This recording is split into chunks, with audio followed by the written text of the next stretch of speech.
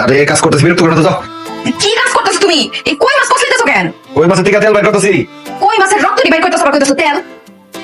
এটা রক্ত না, এটা হচ্ছে কই মাছের তেল।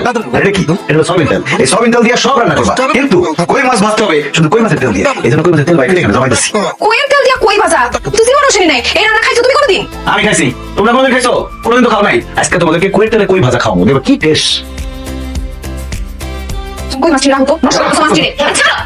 আমা, আমা তাড়াতাড়ি আও। কি হইছে ভাই, কি করে? সুন্দরী কি করতেছে? কই মাছের তেল চিপড়ে বাইর করে এই কইয়ের তেলে বলে কই ভাজবো। পশুজন তুমি কি করো?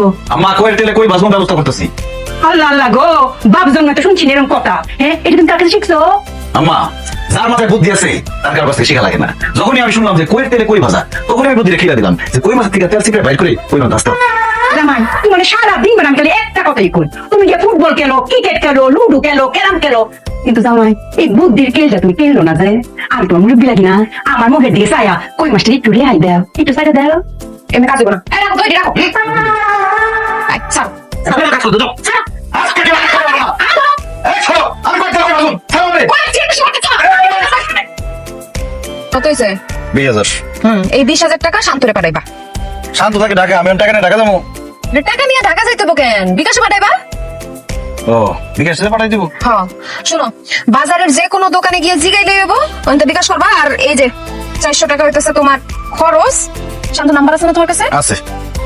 শোনো, বাজারে গিয়ে ভালো মতো নাম্বারটা কিন্তু সেট করে। আরে হইছে হইছে, তুমি একলাই চালাক না, সামান্য জিনিস আবার বুঝাই দিতে দিব। আরে ভিডিওটা বুঝছো নি?